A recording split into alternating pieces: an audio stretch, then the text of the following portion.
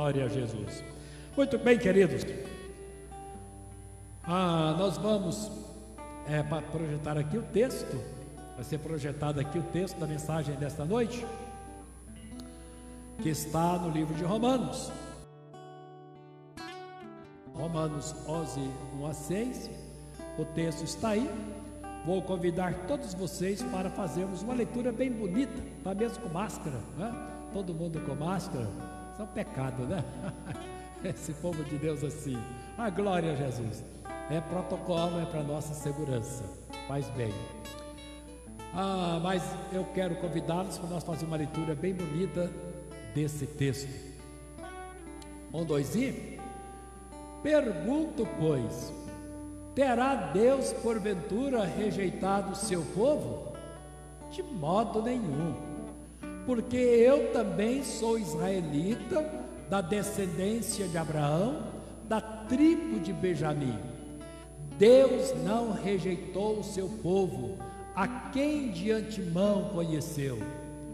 Ou não sabeis o que a Escritura refere a respeito de Elias, como insta perante Deus contra Israel, dizendo: Senhor, mataram os teus profetas, arrasaram os teus altares, e só eu fiquei, e procuram tirar a minha vida. Que lhe disse, porém, a resposta divina: reservei para mim 7.000 homens, que não dobraram os joelhos diante de Baal. Assim, pois, também agora, no tempo de hoje, sobrevive o remanescente segundo a eleição da graça. E se é pela graça, já não é pelas obras. Do contrário, a graça seria sem graça. A graça não teria graça. Não haveria graça. Queridos, era uma reclamação dos judeus. Deus rejeitou o seu povo. E Paulo vai dizer: de forma alguma. E o versículo 2: Deus não rejeitou o seu povo, a quem de antemão conheceu, elegeu, escolheu. Situação de abandono, queridos, é uma situação muito triste, muito sofredora. Não sei se alguém aqui já viveu um momento assim de rejeição, de abandono, ou por parte de familiares, ou por parte de amigos, de colegas, de um grupo social. De repente esse grupo fecha com você, você é um persona não grato, você não é um persona bem-vindo. Então eu sei que esse sentimento de rejeição, queridos, ele é um sentimento doloroso, ele machuca muito o coração das pessoas. Tem muita gente ferida nessa hora, em razão de abandono. Você vê hoje a lei condena os pais ou responsáveis pelo abandono de crianças ou de pessoas incapazes. É um crime diante da lei. Mas mesmo que tenha lei para proteger pelo menos as pessoas, as crianças, adolescentes, pessoas incapazes, queridos, não vai impedir de que essas pessoas tenham marcas profundas de uma dor, de uma angústia na alma, de saber que um dia foi abandonado, de que um dia foi rejeitado, não foi bem-vindo, foi bem-vindo. E é uma coisa muito desagradável, de repente você está calçando o sapato errado. Você está no meio de um grupo ou em algum lugar, você diz: estou no lugar errado. Não sei o que foi que aconteceu em mim para que eu chegasse aqui. Não sei o que foi que eu fiz para chegar até aqui. Essas experiências hoje, na vida familiar, quantas mulheres eu já vi chorando, copiosamente, chorando, desesperadamente, porque foram abandonadas pelo marido, de forma muito covarde, muito brutal, muito desumana. Mulheres, às vezes, nem trabalhavam, ou largaram o emprego para acompanhar o marido, ficar no lar, os braços cheios de filho. De repente o marido acha uma mais engraçadinha, abandona essa mulher com o filho e não quer saber de nada. É uma experiência assim muito dolorosa. Mas a gente vê esses quadros da Bíblia também. Um dos personagens do Velho Testamento, que é o meu personagem predileto, é Abraão. Mas eu confesso a vocês, embora Deus estivesse de forma muito clara nessa experiência de Abraão, mas eu acho que foi uma baita de uma covardia de Abraão, quando ele, nas condições em que ele despede Sara, Agar, porque Deus disse: Abraão, ouça a tua mulher, despeça Agar, mas vem cá, mas tinha que ser daquela forma. Abraão, dos homens mais ricos daquela época, tinha uma riqueza, queridos, que seria difícil contabilizar. Jogar uma mulher com um filho no deserto, com uma botija de água e uma sacolinha de pão. Confesso para vocês, Abraão é meu personagem predileto dentro da Bíblia. Está desligado, mas está dando sinal. É meu personagem predileto, mas eu confesso para vocês que se eu tivesse oportunidade, eu ia chegar para Abraão e dizer: Abraão, vem cá, me explica esse negócio, me explica esse ato desumano, esse ato de covardia sua. Você é um dos homens mais ricos da época, jogar uma mulher no deserto com seu filho, uma botija de água e uma sacolinha de pão. Por que você não deu um patrimônio para essa mulher? Por que você não deu uma boiada para essa mulher? Por que você não deu servos para essa mulher?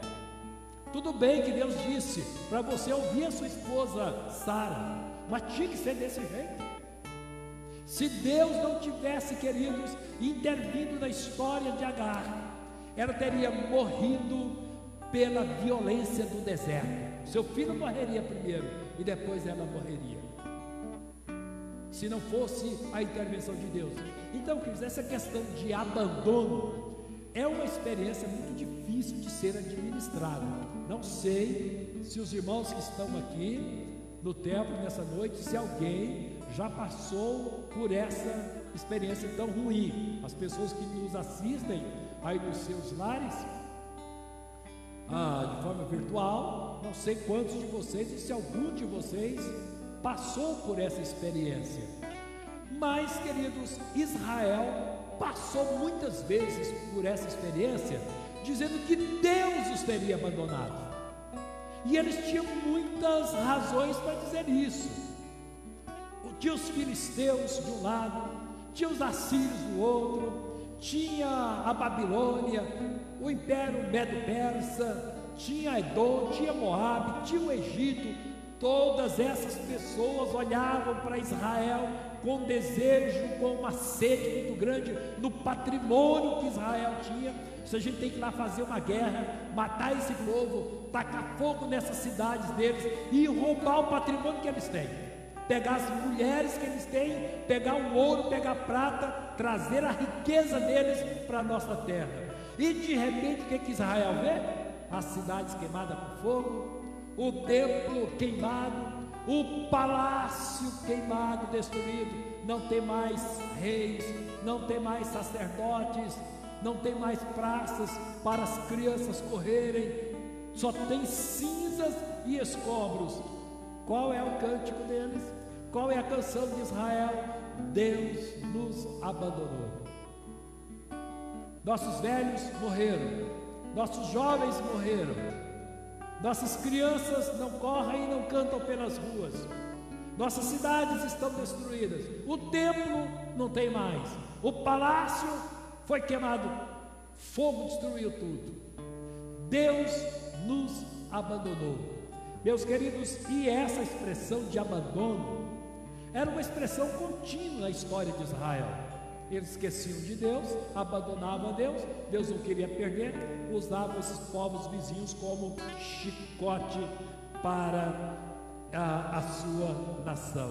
Mas eu quero dizer, queridos, que se fosse verdade que Deus teria rejeitado o seu povo, ou no versículo 2, Deus rejeitou, Deus abandonou, se fosse verdade essa expressão, eu queria dizer para vocês hoje como pastor,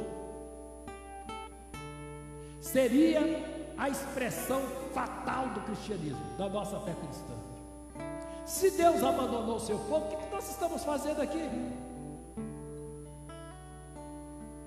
Se Deus abandonou o seu povo, o que você está fazendo com a Bíblia na mão?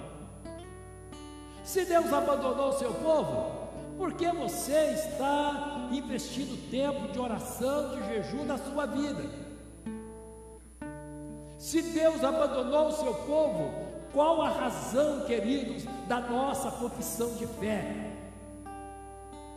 Que existe um Deus todo-poderoso, Criador dos céus e da terra, Ele reina sobre tudo e sobre todos, e a gente termina com João 3,16, porque Deus amou o mundo de tal maneira que deu seu único Filho, para que todo aquele que nele crê não pereça, mas tenha vida eterna. Paulo vai usar aqui alguns argumentos para de rejeição nossa por parte de Deus, de abandono nosso por parte de Deus. Então, se tem uma experiência que a igreja não pode vivenciar, é a experiência de abandono por parte de Deus, de rejeição por parte de Deus. Em momento algum, querido, você pode sentir-se rejeitado, você pode sentir-se esquecido de Deus, abandonado por Deus, porque Deus não, nunca, como diz Paulo, de modo nenhum, absolutamente não. Ou versículo 2, Deus não rejeitou o seu povo, Deus não abandonou o seu povo. Quais são os argumentos que nós encontramos aqui, queridos, nesse texto, para provar que Deus não nos rejeita, para provar que Deus não nos abandona?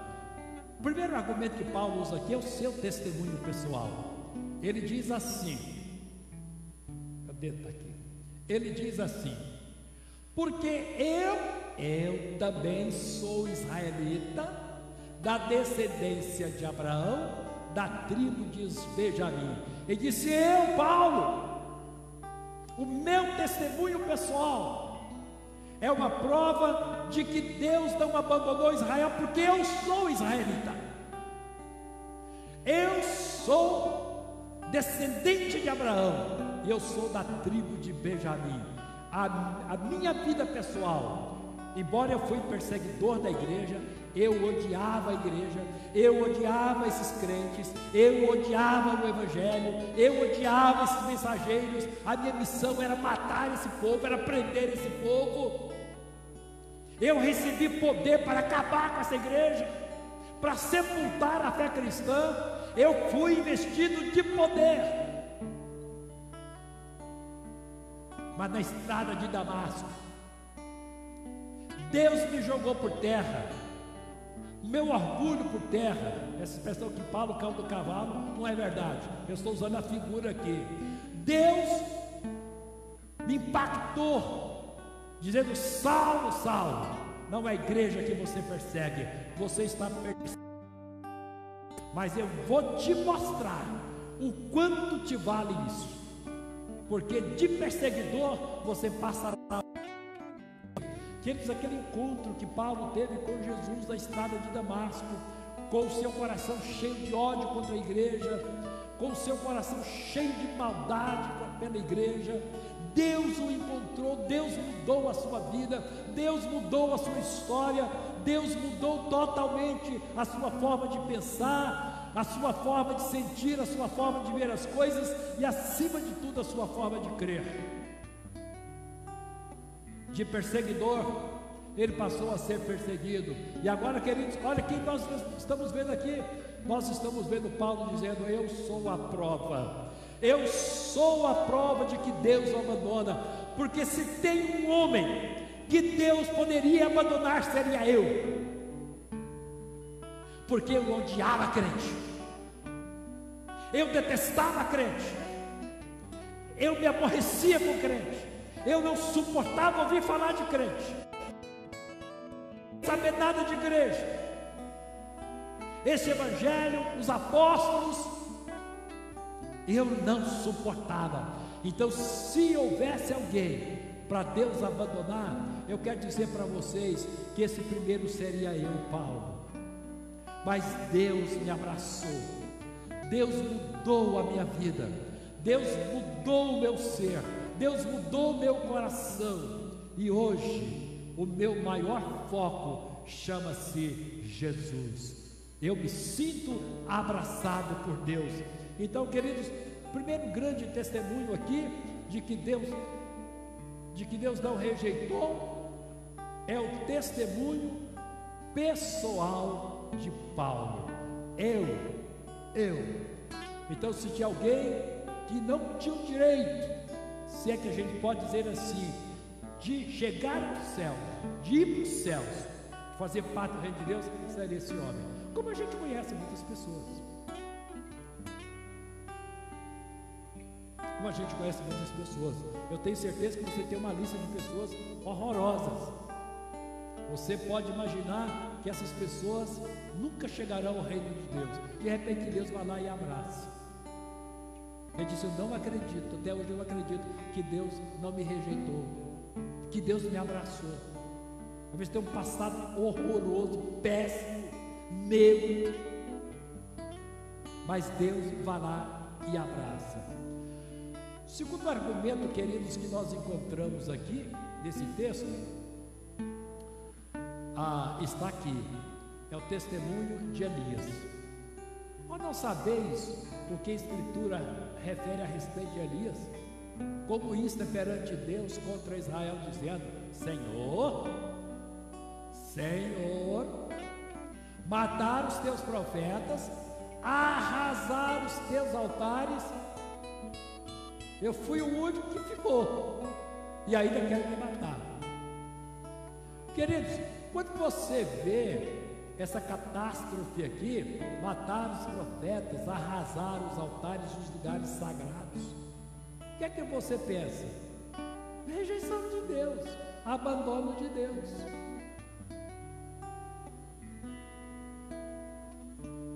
E ele diz: olha, Deus, vou dizer uma coisa para o Senhor: eu sou o único que restou. Eu sou o único exemplar aqui na face da terra. Queridos, deixa eu dizer uma coisa para você. Como que o diabo gosta dessa expressão? Tirar essa expressão do contexto. Eu sou o único.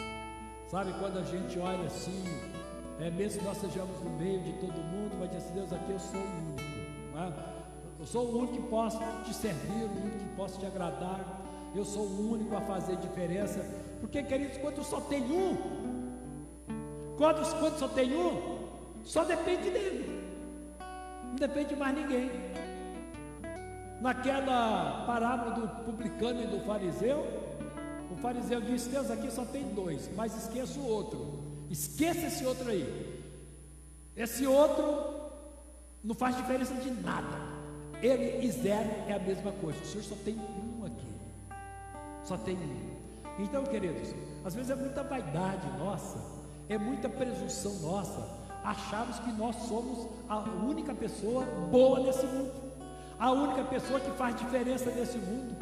A gente não consegue enxergar mais ninguém, nós só enxergamos o nosso próprio inimigo. Parece que nós só temos um espelho na nossa frente, a única coisa que a gente consegue refletir é a nossa própria imagem. Mas de alguma forma, queridos, embora isso pode ser muito perigoso, de repente a gente não está vendo mais ninguém, só estamos vendo nós mesmos, como se nós somos a única expressão da graça de Deus. Embora Paulo traz Elias nesse contexto, traz Elias, mas, queridos, Elias era um testemunho vivo de que Deus não esqueceu o seu povo. Mesmo que tenham matado profetas, Jezabel fez uma bagaceira. Jezabel matou muitos profetas do Senhor, mas ela não conseguiu matar Elias. Elias é uma prova da proteção de Deus, do cuidado de Deus. Elias é uma prova, queridos, de que Deus sabe cuidar daqueles que Ele ama e que tem um plano, que tem um propósito na vida dele. Temos 2 seminaristas aqui, o Ronieri e a Raquel. Terminam seu curso esse final de ano, dezembro eles estão formando. Mas quando seminarista, eu ouvi uma frase, aliás, eu li essa frase no livro, nem sei quem é o autor do livro, nem imagino o título do livro, mas eu era seminarista. Eu li uma frase e parei a leitura por causa dessa frase. Ela dizia: nós somos imortais enquanto não cumprirmos o nosso ministério. Essa frase nunca saiu do meu coração. Nós somos imortais enquanto não cumprirmos o nosso ministério. O ministério de Elias não tinha acabado, mas Elias era uma providência de Deus. Elias é um cuidado de Deus. Queridos, às vezes a gente está em situações desconfortáveis, contrários a nós, mas basta, às vezes, uma criança que Deus coloca na nossa frente para que tudo mude. Não precisa nem ser um profeta do peso de Elias, uma profetisa do peso de Ana e de tantas outras mulheres na Bíblia. Às vezes é uma criança que Deus, uma única criança que Deus coloca na nossa frente, é suficiente, queridos, para mostrar o quanto Deus nos ama e nos assegura de que Ele está presente conosco. A vida de Elias, a história de Elias, a fuga dele lá para o Rio Querite, ficou lá, parece que depressivo, abandonado, vivendo esse sentimento de abandono, de desprezo. Mas Deus estava ali com todas as providências, com todos os cuidados. Meus queridos, esse testemunho de Paulo, mas eu também sou israelita, é uma prova de que Deus não abandonou o seu povo. Essa sobrevivência de Elias, ainda que nas palavras dele, eu sou o único que restou, mas se restar um único exemplar, ainda é o testemunho de que Deus não abandonou, porque se Deus tivesse abandonado, ia todo mundo dentro do grupo. Qual é outro testemunho que nós encontramos aqui? Nós temos o testemunho de Paulo, nós temos o testemunho de Elias, temos um terceiro testemunho, o próprio Deus, a resposta que Deus dá ao questionamento de Elias. Testemunho de Paulo, o testemunho de Elias e agora o próprio testemunho de Deus. São testemunhos pessoais, não é? A expressão melhor é dizer assim: o testemunho pessoal de Paulo, o testemunho pessoal de Elias, agora o testemunho pessoal de Deus. Que ele disse, porém, a resposta divina: reservei para mim 7.000 homens que não dobraram joelhos diante de Baal. O testemunho de Deus: não, Deus abandona. Elias, você não é o único, Elias. Você não é o único. E eu tenho mais 7.000.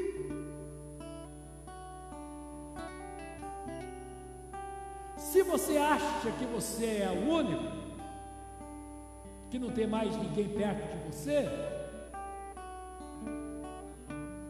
aí chega Deus e diz assim: não, olha, tem uma multidão aí que você vai se perder dela. Querido, se eu sou sozinho, ou na parábola do fariseu, publicano fariseu, sou eu e mais um, eu tenho que ser muito ruim para não aparecer.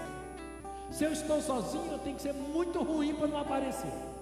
Se sou eu e mais um, eu também tenho que ser muito ruim para não aparecer, se o que eu quero é aparecer.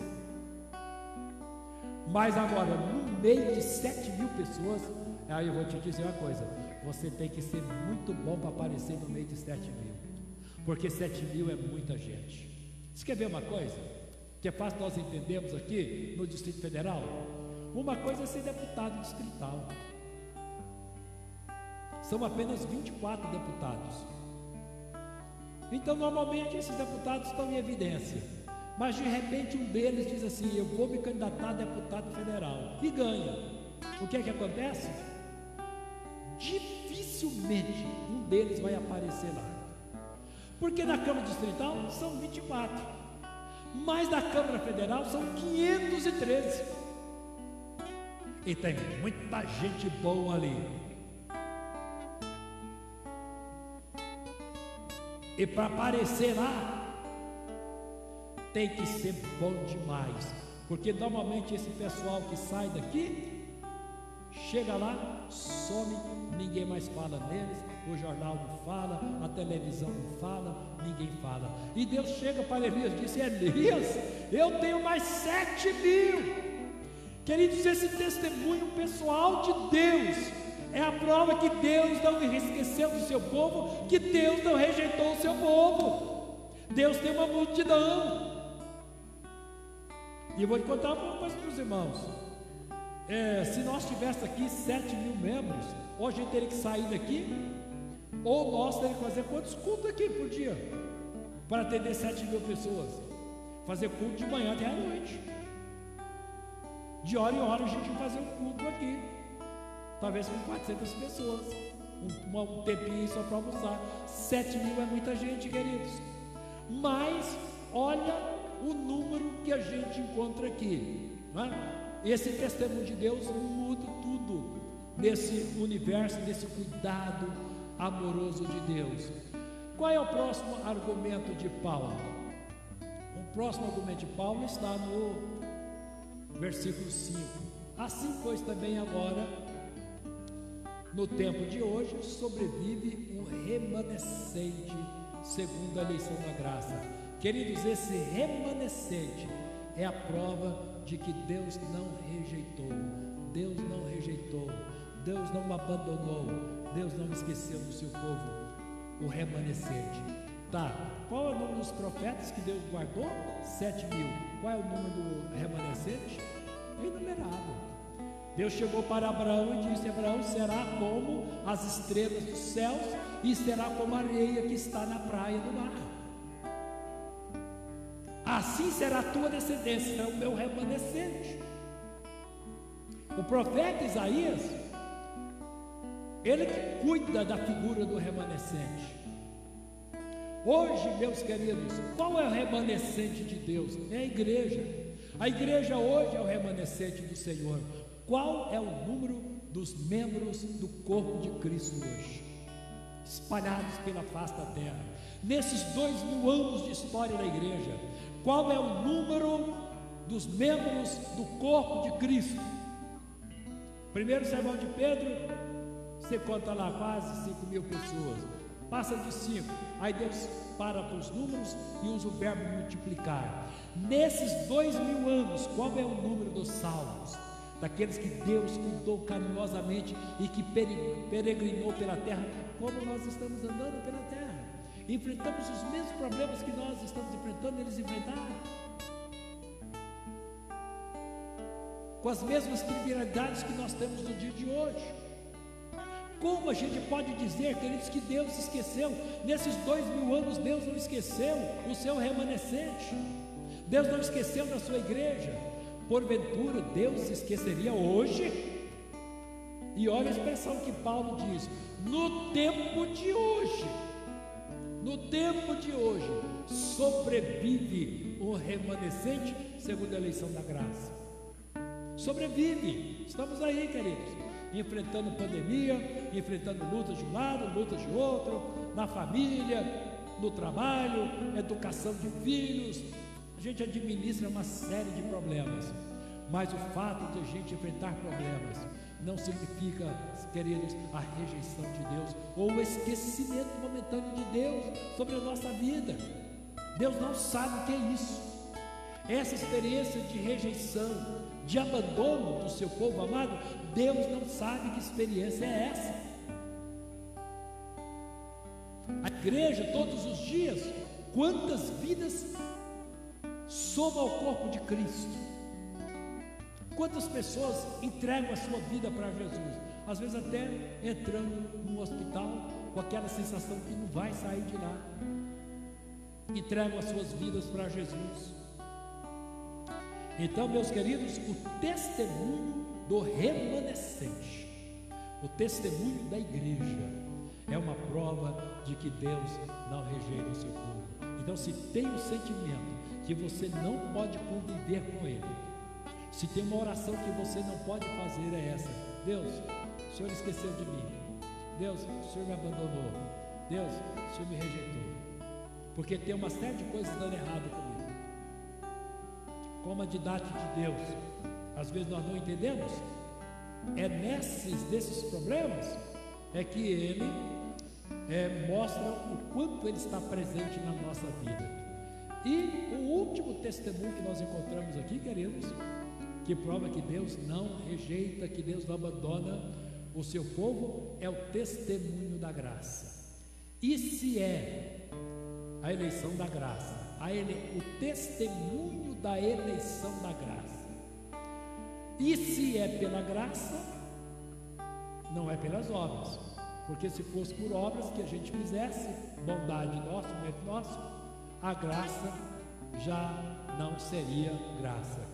Então, queridos, o grande testemunho que nós temos aqui, o grande testemunho de que Deus não nos abandona, é o testemunho da eleição da graça, a expressão da bondade de Deus, do carinho de Deus, do cuidado de Deus, dos seus atos favoráveis à nossa vida.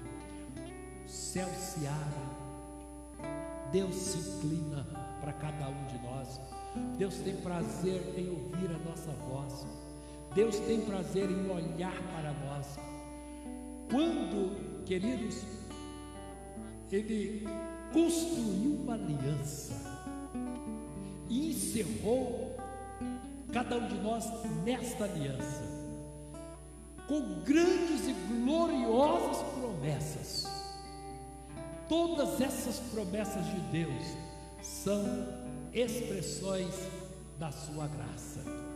Então hoje, irmãos, a graça de Deus, o amor de Deus, essa expressão favorável de Deus a nós, é o maior testemunho em momento algum da nossa vida, por mais ruim que seja alguma experiência que a gente momentaneamente venha viver.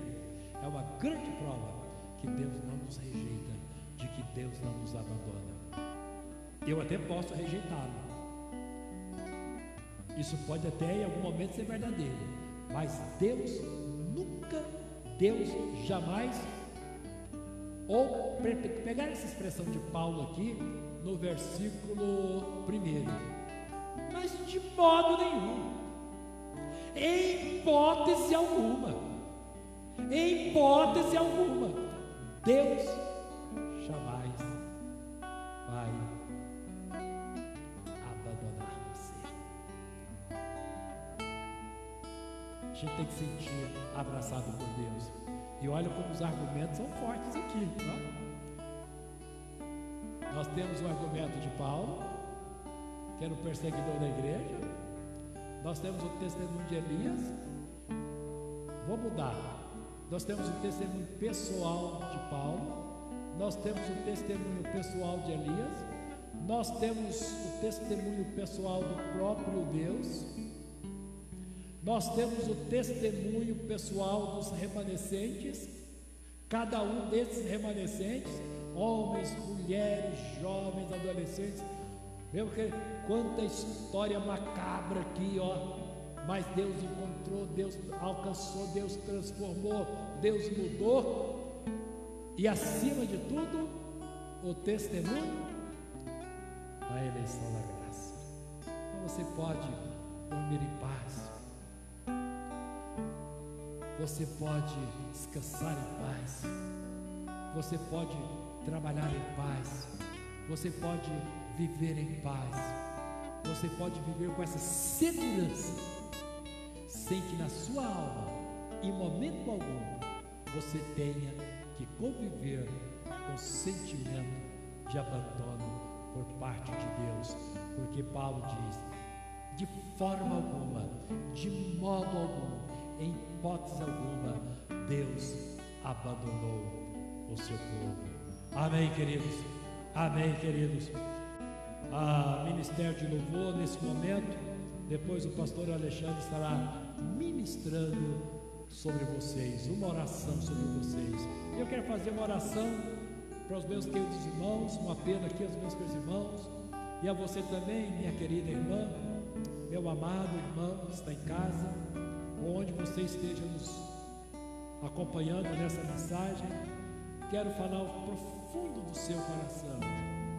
Tire esse sentimento da sua alma de que Deus te abandonou, de que Deus esqueceu de você, de que Deus não se interessa por você, porque Deus, em momento algum, por todos os motivos que aqui vemos, Ele nos rejeitaria.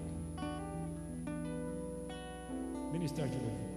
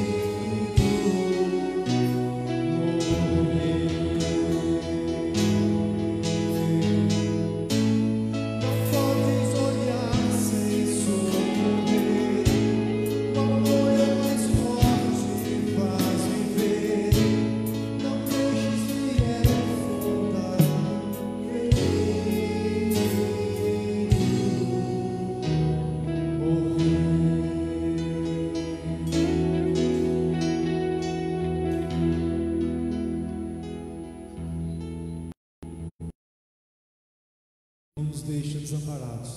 Amém, queridos? Por mais que você possa pensar estar sozinho, Deus está contigo. Glória a Deus. Vamos ficar em pé. Glória a Jesus. Glória a Jesus. Glória a Deus.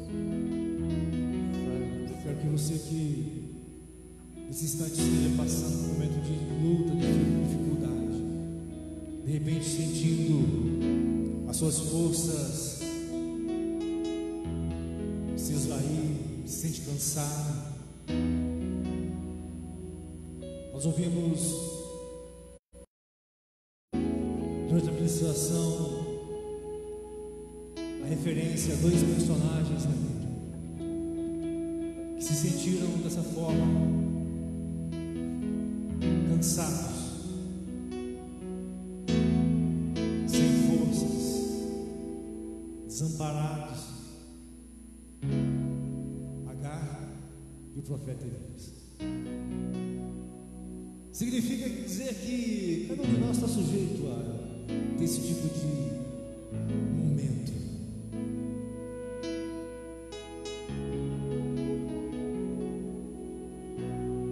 Feche seus olhos, coloque a mão sobre o seu coração. Pense em como você está, pense em quem você é. E considere o que tirou sobre você os seus olhos. Considere que Deus não te esqueceu.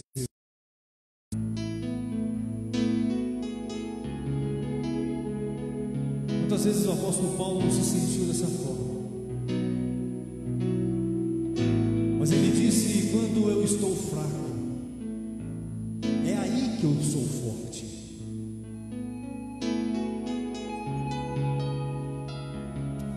Espírito Santo, Deus vivo, tu que habitas dentro de nós, sonda os nossos corações. O Senhor sabe como é que nós estamos. O Senhor sabe como é que nós estamos nessa caminhada. O quanto que de repente temos questionado, temos permitido que os nossos pensamentos nos traem. Minha oração é que nós venhamos essa noite ser fortalecidos na força, no poder do Senhor Jesus. Espírito Santo, nos envolva nossos irmãos nessa noite, esses que nos assistem, que estão em casa.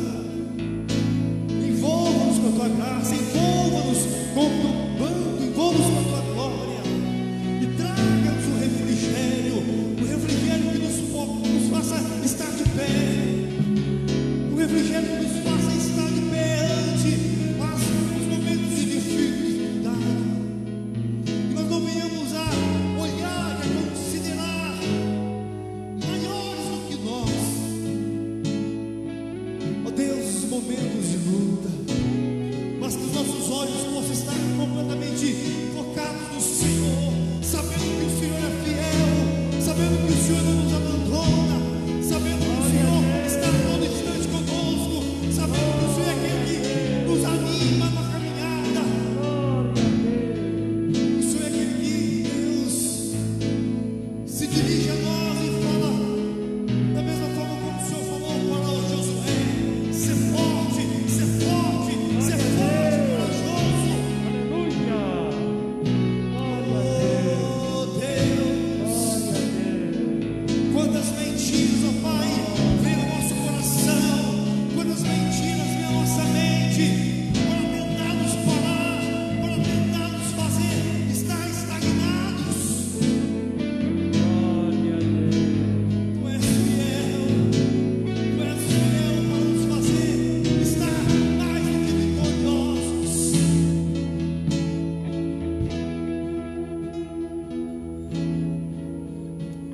Deus, fortaleça o teu povo nessa noite, ó Pai. Onde há, Senhor amado, o motivo para poder, ó Deus amado, se sentir dessa forma, Pai, nós colocamos por terra em nome de Jesus Cristo. De repente, ó Deus amado, é enfermidade. De repente, Pai, é enfermidade física que tem, ó Pai amado, deixado, ó Deus, trazido a cama, que tem trazido, Deus amado, leito no hospital. De repente, Deus amado, é enfermidade física que tem, ó Deus amado, atraído, ó Pai amado, os olhos para a medicina, para a palavra do médico.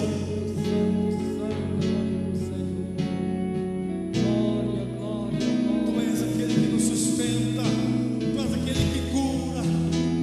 Quem sabe, Pai amado, a enfermidade emocional, dias, ó Deus, em que a depressão tem assolado tantos, tem deixado tantos, ó Deus amado, prostrado num quarto escuro.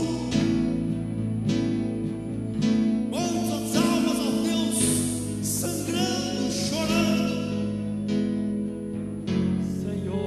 Tu és fiel para levantar. Tu és fiel para levantar o abatido. Tu és fiel para levantar o oprimido. Portanto, Deus amado, nós clamamos a Ti.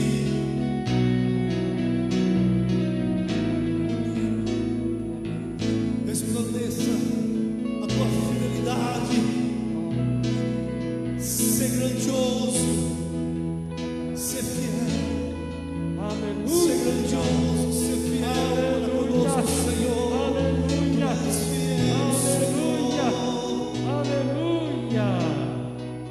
Tu és fiel, Senhor. E nós cremos a Tua fidelidade, ó Pai.